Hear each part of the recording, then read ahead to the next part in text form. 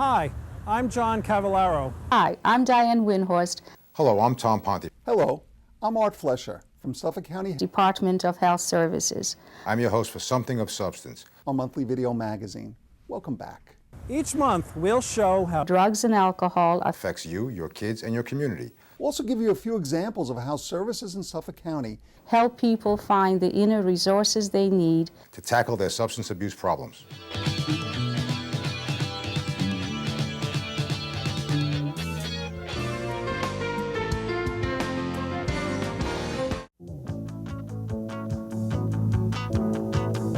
Whether you're getting some exercise, having some leisurely fun, or enjoying the sights, Suffolk is a summer paradise. Hello, I'm Suffolk County Executive Bob Gaffney. Please enjoy yourself, but when you do, keep the alcohol at home. Drinking doesn't mix with driving, sports, or any other recreation. Have a safe summer.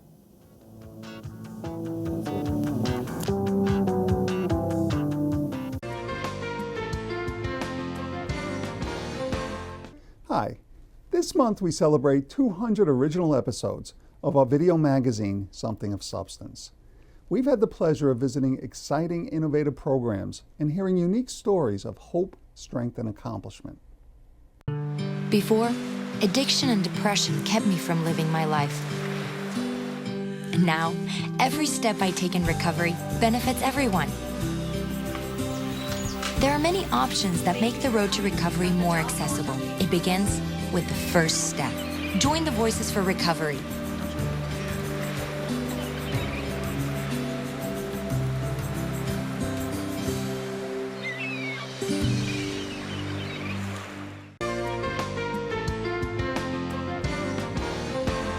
Suffolk County is about 80 miles long from Huntington to Montauk. And over the years, Something of Substance has been welcomed in various communities along the way. Here's a quick look at where we've been.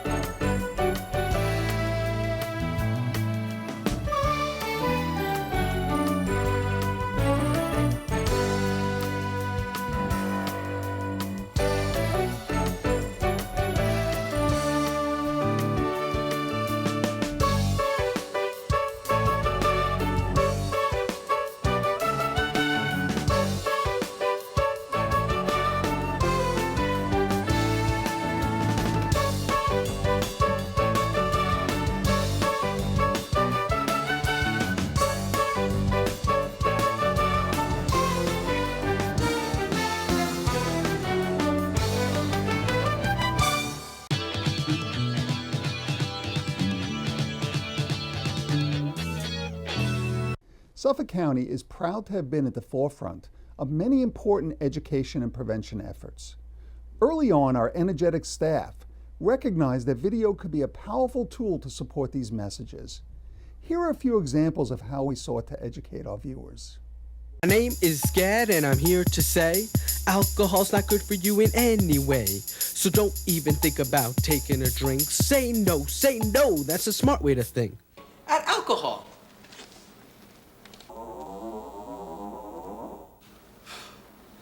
Alcohol affects how the inside of our body works. First, it goes to our stomach, then it goes to our brain, then to our heart, and then it goes to all the other parts of our body. Alcohol can make us sick to our stomach. One 12-ounce beer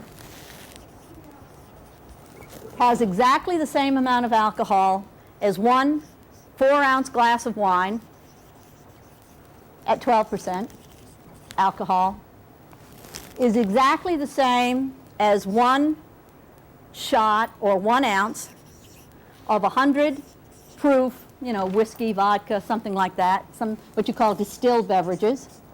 Today, the high school is hosting the Driving While Informed program, which shows the students the effects of alcohol on the body as well as the brain, and especially while driving. They have special course lined up for them where they do a run-through on the regular driving, just on a golf cart, through a designated course, and then they are then put on a special goggle that kind of tricks the mind into thinking how it would be when you drink alcohol to be impaired. Without the goggles, it was pretty easy to see where you were going. It was just like driving a regular car. It wasn't that hard at all. Driving with the goggles, you couldn't see anything as soon as you put the goggles on. Everything was slanted, blurry, and you couldn't really make out which cone was in which lane. The Goggles program is a program that was created by students and is run by students. And I feel that the kids get an incredible benefit out of it because they see their peers teaching them about drinking and driving, and as the program also includes texting and driving, they go into that. The Goggle program has shown young drivers how important it is to not drink and drive these days. It's amazing how many kids take it for granted that they can drive, and they don't think about the consequences that are down the road when they do get caught drinking and driving. And right now we're having a youth conference, which is getting the youth of Suffolk County together to let them be aware of the tobacco issues and the big tobacco and what can they do about it. So they're doing projects here that they can then take back to their school and become ambassadors and do things in their community. Smoking today kills 430,000 people in this country alone. It kills 45,000 in Canada and roughly 5 million people worldwide. We're looking at substance abuse from a very broad perspective. We're trying to understand the consequence of drug abuse, what happens to the brains of people who have been abusing drugs for long periods of time. We're also trying to understand the mechanisms related to addiction. The brain uses chemicals to communicate. Now, these chemicals have names of dopamine and serotonin and acetylcholine. Dopamine is a classic chemical in our brain. It also plays a role in how we feel. Are we happy or are we sad?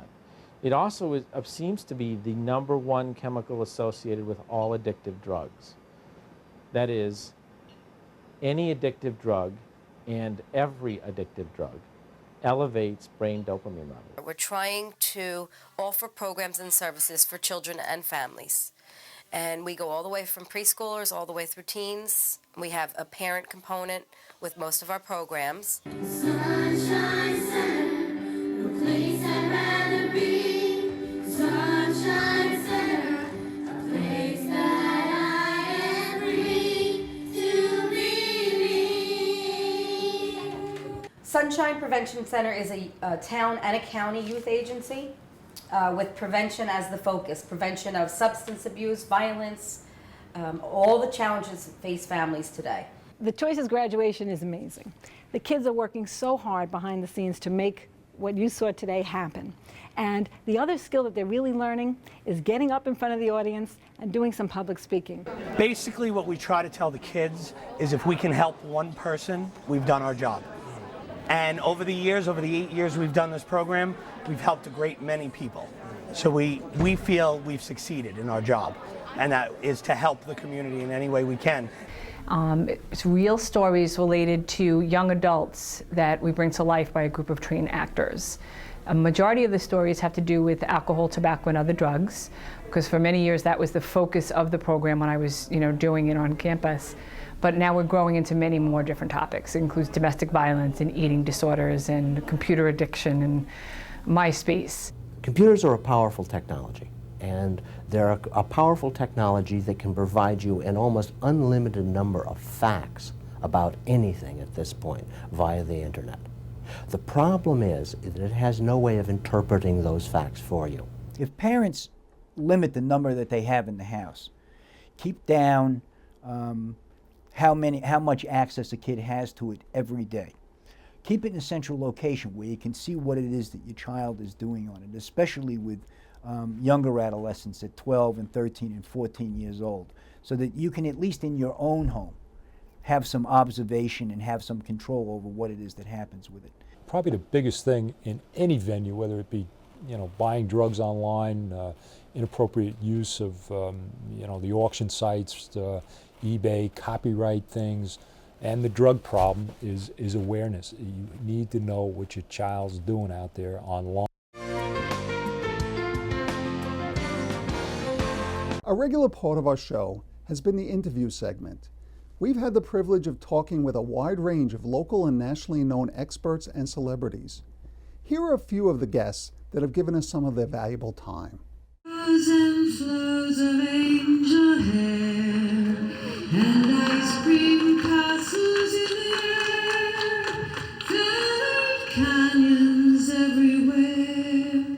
The truth is that there are no guilts in suicide, and one of the reasons for my writing of Sanity and Grace, my recent book, is to try to explore just how I was able to find recovery, to find, I like to say, thriving, not surviving. That depression is kind of like being an alcoholic. You can never be cured of it. And so I know what the warning signs are, and I know how to fight it if it should come before it turns full-blown. You don't know that you have depression until you're in the middle of it.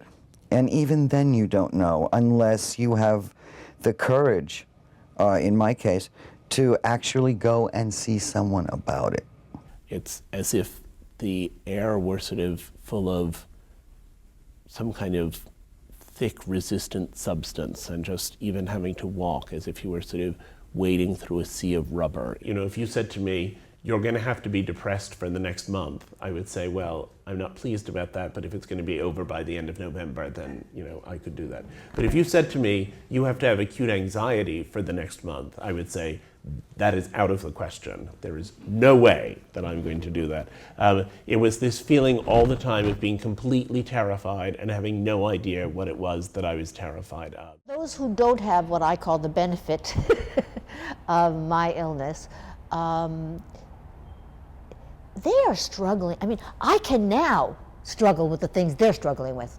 The daily things that tear at us and that make us fearful and that sap our confidence. I had to get to the part where I got the tool in order to be able to be just as miserable as the rest of the world. For the last 20 years, my husband and I have decided that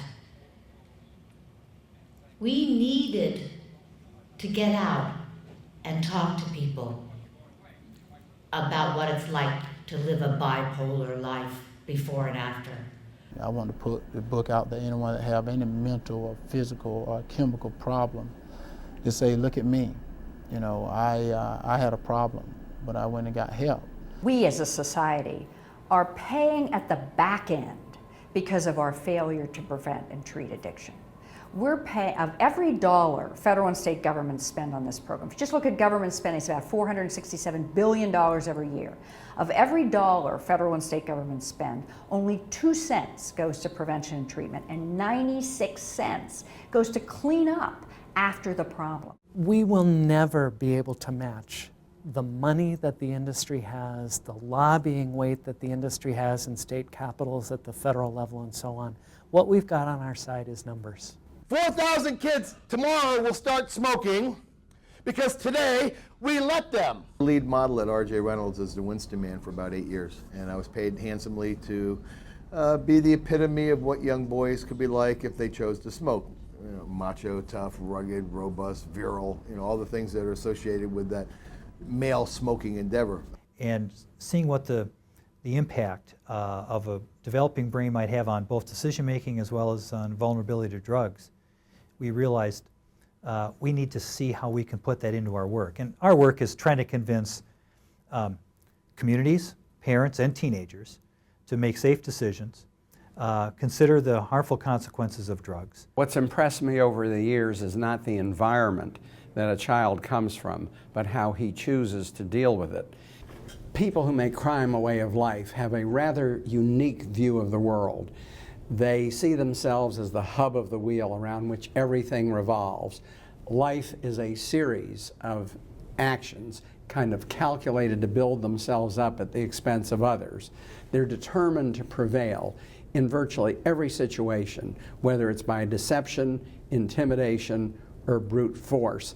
And they really lack an operational concept of injury to others, and they have a remarkable capacity to shut off the fear of consequences, just like you can snap your fingers. Substance abuse and mental illness impact us on multiple levels. Let's take a look. It's estimated that there's 2 million drunk drivers on the road. Each year there was approximately 4,500 individuals that are arrested for DWI in Suffolk County. One of the strategies being used in society nowadays for people that have been arrested and convicted of drunk driving is the use of ignition interlocks. What is the ignition interlock device? It's a machine. It's a piece of technology that is actually attached to the starter and computer mechanisms of your car that a person would have to blow into a breath sample to prove that they're sober before their car will start or continue to operate. What's MAD's position on that or thoughts? Oh, we're 100% behind it, and we have been for some time. And we're working state by state to get laws passed that require an ignition interlock on any offender who's been convicted of drunk driving. New York State passed Leandra's law in 2009. The law is named after Leandra Rosado, a young lady who was killed in an automobile crash from a woman who was not her parent, driving a group of children, young women, from a birthday party to a slumber party, and was the only victim. And in the summer of 2010, it went into full effect, where everyone who's convicted of a drunk driving arrest is going to have an ignition interlock in their car. Part of Leandra's law in terms of the child protective portion is to get people to make those conscious separations, is to not have 3 or 4 drinks or more, and then be the responsible operator of the vehicle with a child in it. I had gotten involved with the dangerous driving conference due to the fact that my father was killed by a distracted driver. As Courtney was crossing the street, she was struck by an SUV that came out of nowhere. It hit her and kept driving. It's amazing to me that these volunteers can repeatedly tell the story. These are such personal stories full of such pain and grief. The hardest are the holidays, Every day is hard because I always say that losing Paul was like the lights went off in this house because he was the noisemaker. He was, he was always happy and making noise and dancing and the music. So it was like the lights went off. The importance of safe driving on our roadways is paramount.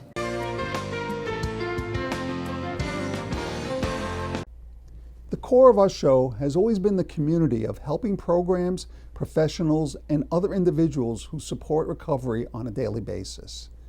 As changing times presented new issues of public interest, our program staff and participants were eager to open their doors to us and give our viewers insight into subjects that were sometimes difficult to talk about. We're certain that their generosity of spirit and message of hope led many others to take that first step towards seeking help. Clubhouse of Suffolk is a psychiatric rehabilitation, treatment, and support agency. Our mission is to help people who have been affected by psychiatric disabilities to lead productive, satisfying, addiction-free, and healthy lives of their choosing. Talbot House is the Chemical Dependence Crisis Center for the Suffolk County.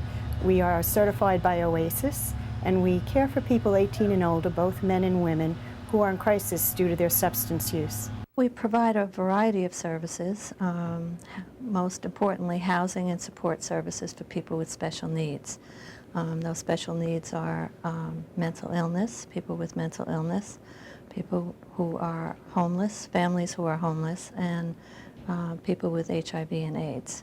And a Saturday enrichment program where we provide services on Saturday for 4 hours for our youth. Our philosophy is building healthy lives, and outreach looks at working not just with the teenager, but the entire family. And we operate from a perspective that it's a family-based model. You know, you'll hear the kids here talk about their brothers and sisters in treatment. This is their house, hence Outreach House. It's their other family. They have their family at home and their family while they're in treatment. This is the third development that we've done here with Concern for Independent Living in Suffolk County. In each case, taking a facility that had been an adult home where people were really living in very poor conditions, overcrowded, not with the kinds of decent sanitary housing that we'd like to see, and to transform those developments, one in West Sayville, one in Riverhead, and then here today in East Patchogue, into beautiful new facilities where anyone would be proud to live. This is a building that people who don't have any need for supportive services would still like to be in this building because it's so attractive, so beautiful, and in a great location. I've always been interested as an organization for the 28 years we've existed in doing innovative, different kinds of programming. We serve a lot of people with very unique challenges and combinations of challenges. So we're always looking for different types of environments to meet people's needs. And we found that many of the people we serve do their best when they're out in the world, in the community, not when they're in a classroom or staying home most of the day. We were able to find this ranch and purchase it and develop it into, well, continue to operate it as a functioning ranch, but also begin to operate a variety of day programs here. This camp was started in 1946 by a group of Mauritius Rotarians. And what actually was the impetus for starting it was the polio epidemic. When this camp first started, it was basically catering to young children with polio, just so that they would have a summer to enjoy that the way everybody else did, the way that all their peers did. And that was started in 1946. The camp was opened in 1949, and we've been catering to children with disabilities ever since. We've also filmed on location to give viewers a first-hand look at important conferences and public events that support and educate the prevention and treatment communities. Today is the first annual conference of the Partners in Prevention program. Today is about bringing members of the prevention community, coalitions, and even schools and colleges here today to talk about underage alcohol use as well as substance abuse. Bridging the Gap began about 12 years ago when we wanted to bring the criminal justice population, the substance abuse population, and provide all the services that were available in our county to work together. This committee that we're part of has been putting these conferences on the East End for about 8 years now. So we brought a few of us together and we started to take a look at what's happening with our young people, what's happening with our adults in this community. We started to see some gang involvement, we started to see some gang graffiti happen, and we said it's time that we bring those folks together and let's get ahead of this and begin to do some real good education about it. Today's event is Dangerous Driving, Drunk, Drugged, Drowsy, and Distracted. A group of prevention agencies and individuals felt that this is an extremely important topic for all of us, whether we're parents, students, community members in any capacity, law enforcement, legislators, elected officials. It's important for all of us. This is the second annual prevention conference. The Prevention in Partners Committee was really happy about the success of the conference last year. So of course we wanted to focus this conference this year on something that could assist our coalitions, because the committee is in place to assist our communities throughout Suffolk County. Welcome, we're at the Long Island United's Call to Action in Saving Lives at the Melville Marriott. Today's event was made possible by North Shore LIJ Health System and is a partnership between the alcoholism and substance abuse providers of New York State, the New York Society of Addiction Medicine and Friends for Recovery, along with the Nassau and Suffolk coalitions. And we are very happy to have over 250 people gathered today to talk about addiction in our community and ways we all can work together to combat this epidemic. We've been able to share with you many wonderful celebrations supporting recovery. Well, the idea really involves the fact that kids need alternatives to using alcohol and other drugs, and this represents one way that they can come to the beach, have a good time, and not have to be impaired, that there are other activities they can get involved with that are healthy for them and fun. It's also good for them to see that there's lots of ways to have fun and to feel good without using drugs, and that hopefully they'll take some of these good feelings and bring it back with them in their own lives and teach it to their children and their other friends so that they can take this as a preventative measure, you know, that here's how you can have fun and good things to do with your free time. You, me, recovery! You, me, recovery! You, me, recovery! You, me, recovery!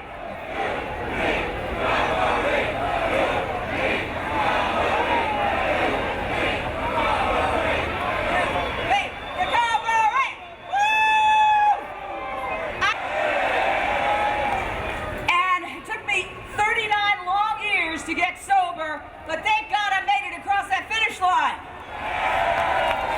We're not hopped up, we're sober, and we're having more fun than we've ever had in our lives, right? Well, we've been working with A&E all along, and they've done tremendous work to bring the issue of recovery, you know, drug addiction, alcohol addiction, gambling addiction to the forefront. And they partnered with us, you know, and a whole host of other agencies with the idea, let's have a spirit behind recovery. And, you know, now today, look at this, 10,000 people in New York, you know, doing wonderful work to remind people that recovery is real.